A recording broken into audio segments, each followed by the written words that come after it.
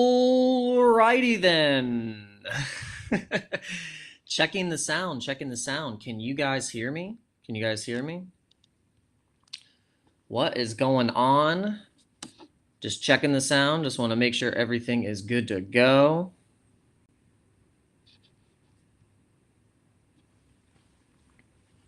Put a thumbs up in the chat if you can hear me okay and you can see me okay.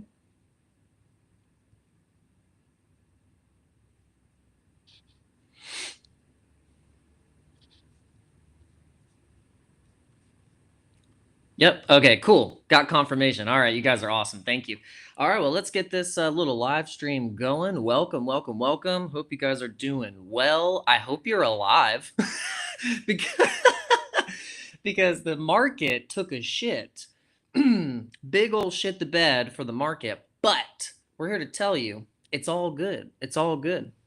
We're gonna read a little something for you guys, and then we will get into a little bit of what happened in the middle of the night. Well, at least where I am in the middle of the night, but in different places in the world was probably when we had some crazy trading sessions and market dumps. We saw Ethereum take a massive dump from basically its high of 4,100 all the way back to 3K and then right back up.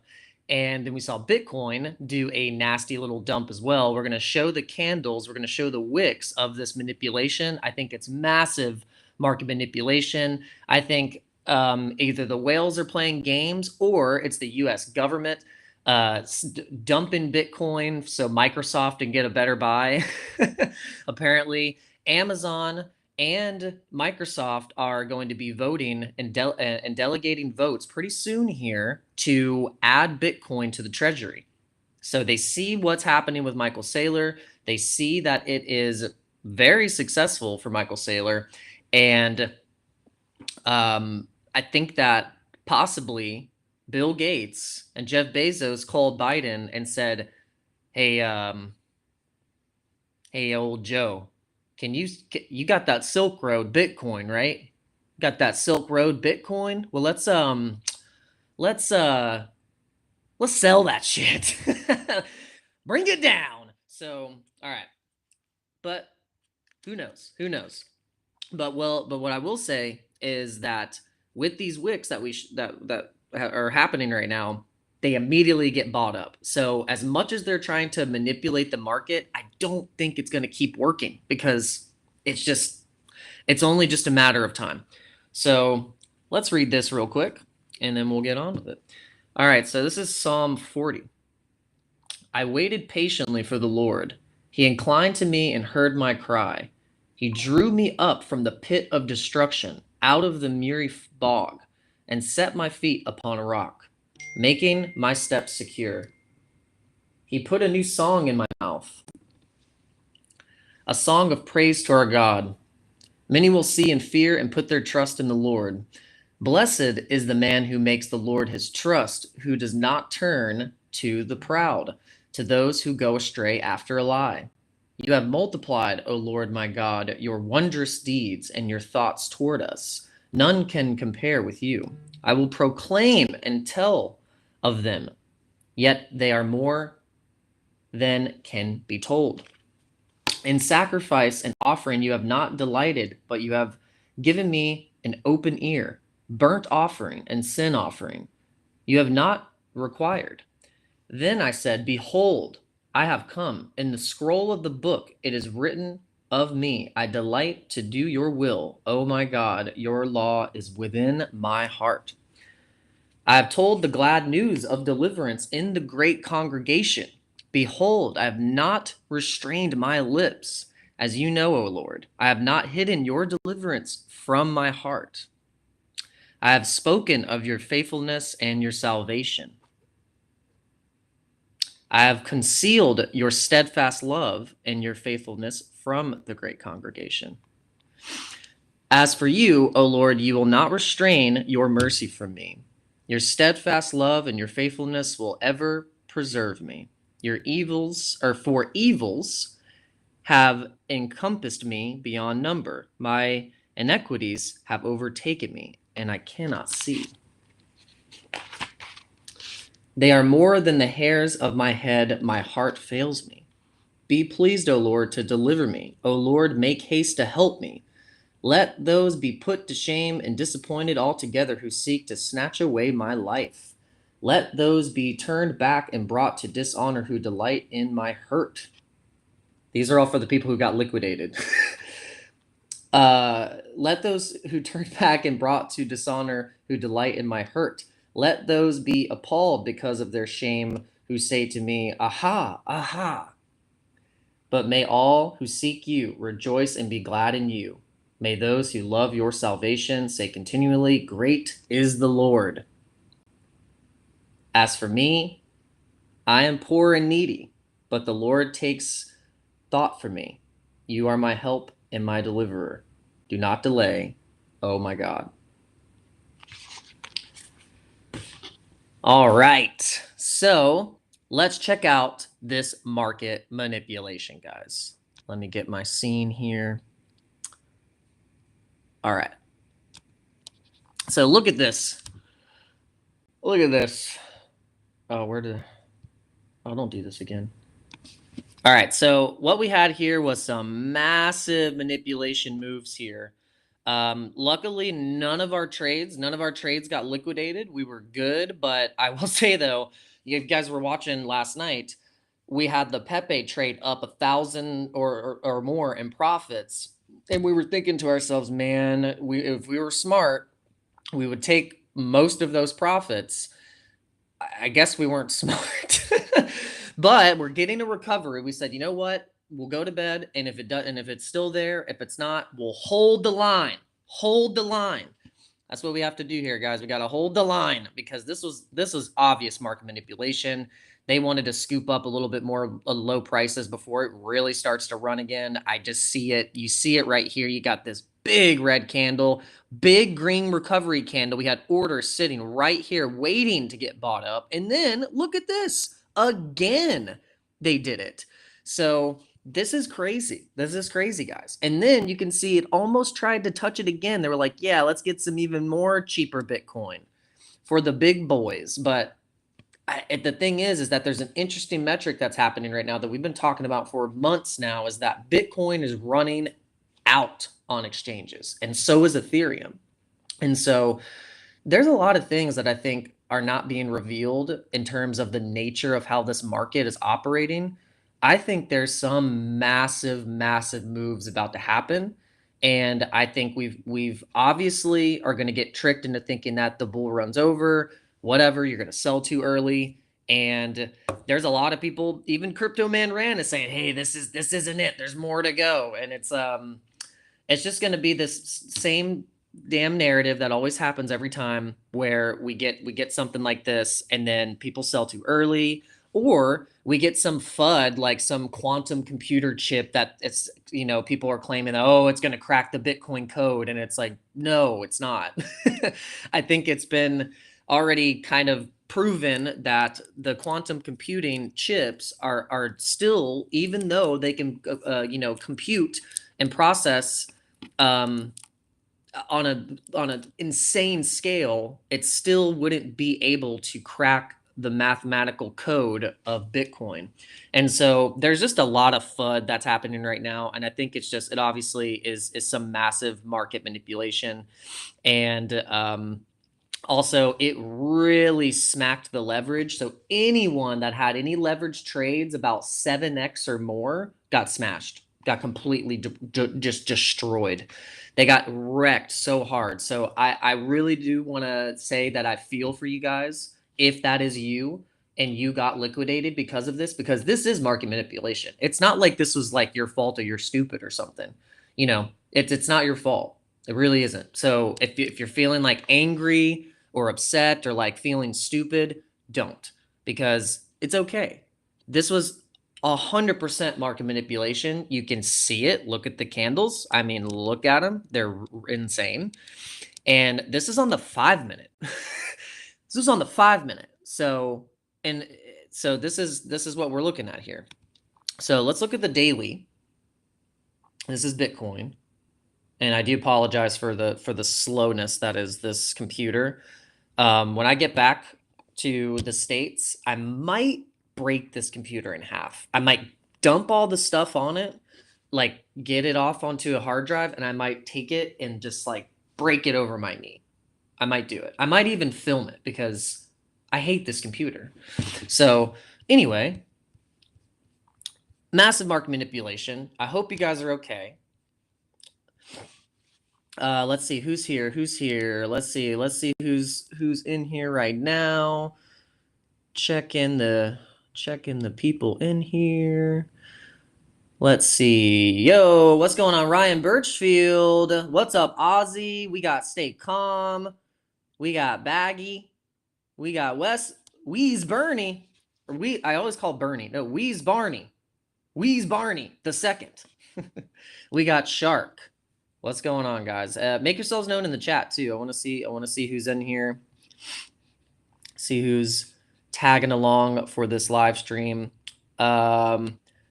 Yeah, hopefully we can show you a little bit more of the charts. Maybe we can let's get CoinMarketCap up real quick. And so what's interesting is that we saw, like I said, we were doing some TA on Solana. We said, look, if the market wants to pull Solana back to its most recent support level, that's exactly where the market ended up pulling Solana, was right back into that previous support area. So let's look at it right now.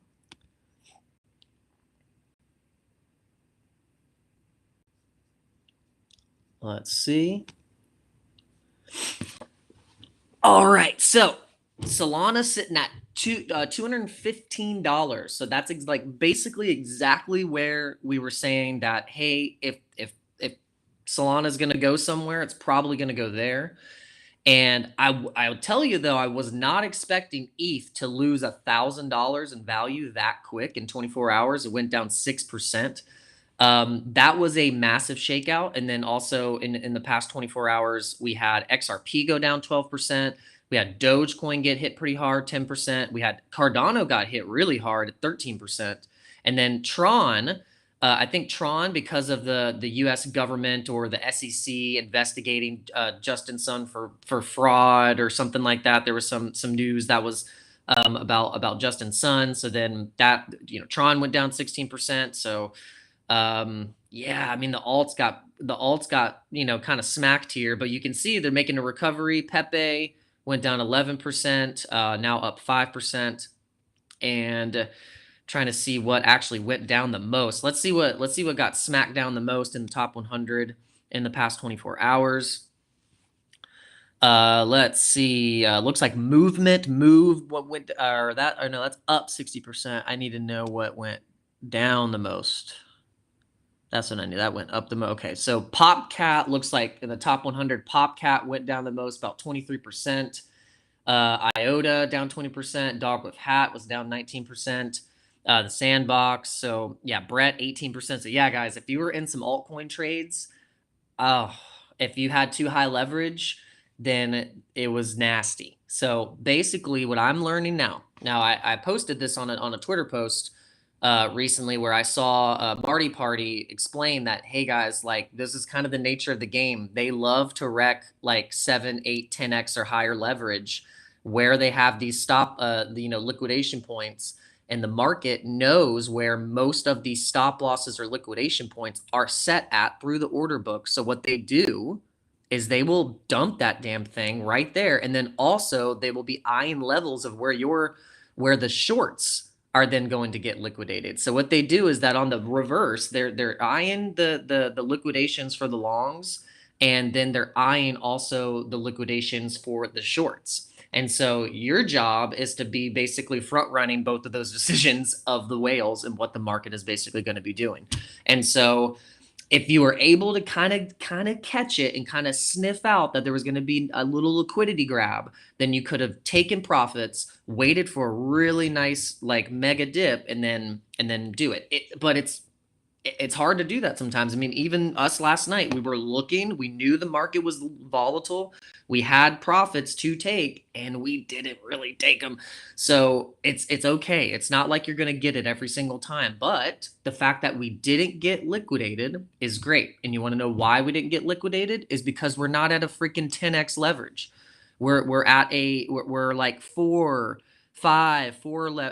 leverage, 5x leverage, 5x leverage. And guess what? It survived. It survived. I mean, Floki got a little dangerously low, but if this would have been at a 5, 6, or 7x, or if this was at a 6 or 7x leverage on Floki, it would have been kapooty. Done.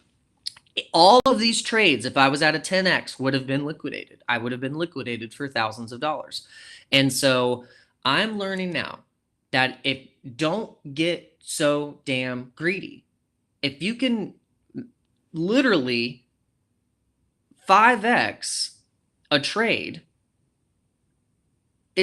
that's plenty, especially when you have a little bit more margin in there. And it makes it to where when this stuff like this happens and we get these flushes, you're not going to get smashed. So it's just really important to make sure you're not being a complete degenerate, because I've just learned, like, it's not to say that like I haven't made good trades or really good profits doing a degen leverage of like 50x or something like that. I mean, I remember when I bought Bitcoin at $32,000 on a leverage trade, 100x, and I only used $100. And guess what? I turned that $100 into $2,500 in BTC and also in USDT. So it is possible. It definitely is possible. But at the same time, you can amplify your losses that way. So what I've learned now is just it's to give yourself just an easy 5x trade, like especially with us being in a bull market, still in a bull run. We're only 230 something days or 300 days off of the halving for the Bitcoin cycle. So if you study the Bitcoin cycles, which are the 4-year halving or halvening cycles, however you want to say it, it usually peaks at about 500 average odd days, maybe 520 something days. So we still have 300 days to go until we get to a peak of what this run is. And so Ozzy says, don't forget to take some profits if you get the opportunity. You don't want to be left holding a bag. Yeah. I mean, it's just that simple. I mean, if you're up, shave off a little profits. I mean, guys, like last night, last night Last night, I could have made $1,400 in literally like 5 minutes. 5 minutes, I could have made $1,400 and be able to go right back into the market. Bam! I could have gone right back into the market, and it's okay, but it's okay though. It's okay. I'm holding the line. I'm holding the line. But yeah. Let's get back to the 4-year cycle. I don't want to get distracted, but the 4-year cycle, when you look at it on the chart, when you analyze it on the chart, you don't just like think about price really. Like you want to look at where the curve is. Like there is this parabolic curve, or not a parabolic curve, but it's like this. It is a curve. It's like a rainbow curve on the top of how Bitcoin ends up hitting these peak cycles, and then we go into a little bit of a bear market, and then we start, and then we have a recovery year, and then we peak. And so we still have until like August or September to go for this market, like for the real, like actual, like just insane type of movements. Because actually recently this is like nothing, like H bar going up 400%, Algorand, or just all the old fundamental coins going up right now. Like that's also still nothing compared to what we are going to actually be seeing next year in the first quarter 1. We've been actually saying this for months now, months and months, that we are going to be in the craziest time in the first 3 to 4 months of next year. Just, it's going to get absolutely insane. And so just be prepared, and just know that these times right now are what is the market manipulation is trying to shake you out, sell your coins so they can buy them. These billionaires and these states, nation states, these companies, you don't think they know about this stuff now at this point? They're dead. They definitely know. They definitely know. They don't want their company to go under. They don't want their companies to stock to get devalued. They don't want to be beaten by the system also. I think that eventually we're gonna really see the flood. And so hold the line. All right, so someone's asking, Teleswap asked, explain about adding margin, please. Yes, I can explain about adding margin. So adding margin,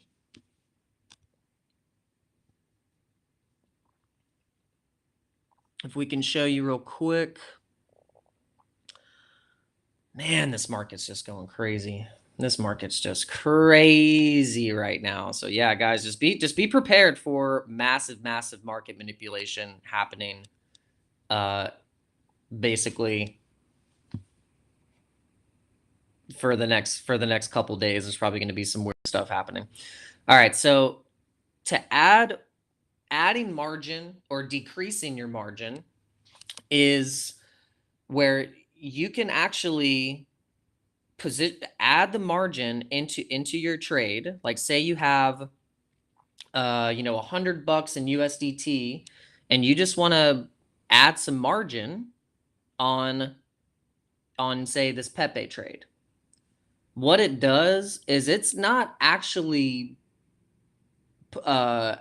adding to an entry price for what you have on the trade. All you're doing is adding in more margin to where then when you take profits, you have more margin to be able to support and keep the trade open. Because once you take all of the trade, then that's it. Like there's no adding any more margin. There's just, you got to put in another limit order. But when you put in limit orders and add margin through limit orders, when you're actually putting, say, I want a 0.0222 price for Pepe, and this is a leveraged Pepe, 1,000 Pepe leveraged. So this trade will then, if you put the limit order in, will change your average entry price, and then you'll see the margin, you'll see that the trade had been adjusted. And you can also decrease the margin as well.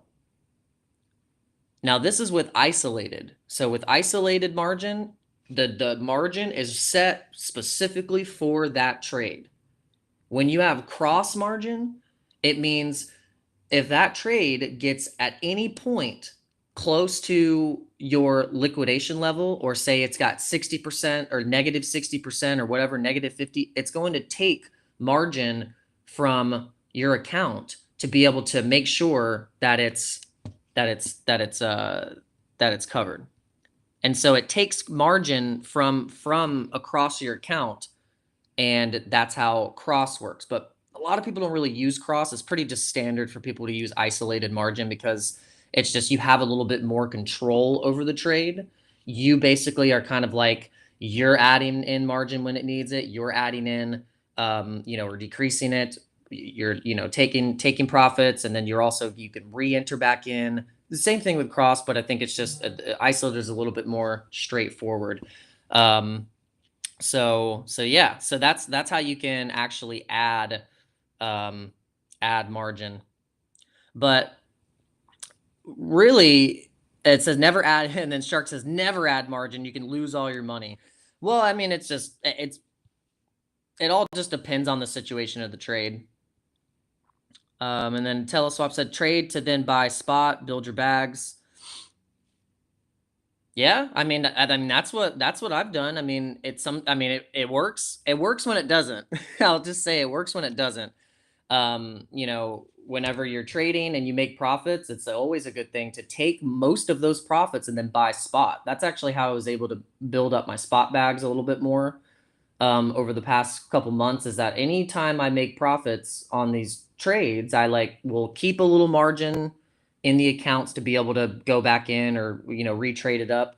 And then I'll take almost more than half of the profits and then buy spot. And that's what I did with Ethereum. That's what I did with Cardano. I took $4,000, $4,500 of my profits, and I just bought spot instead of trying to retrade that up. I could have been a complete degen and been like, yeah, I'll go right back into the market. And so, yeah, there's all kinds of things that you can do, guys, but really the best thing you can just be doing right now is just be in the market, be in the crypto markets, because it's the best place that you can be right now. But all right, guys, with that being said, I got things to do. I got things to accomplish, and yep, Uber ride is actually here, so I got to leave with Dim Boys, and we're going to be doing the Bitcoin conference again today, so we're going to be keeping you guys updated, and we really appreciate you guys coming into this live stream, and yeah, God bless, and we will see you a little later. Bye bye.